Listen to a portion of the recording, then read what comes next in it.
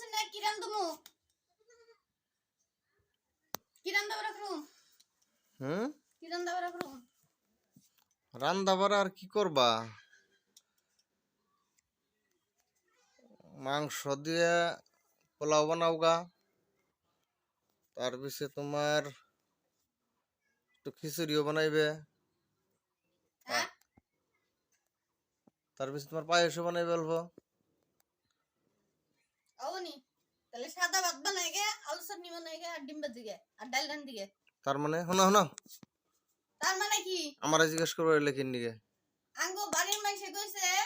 যে জামাইয়ের থেকে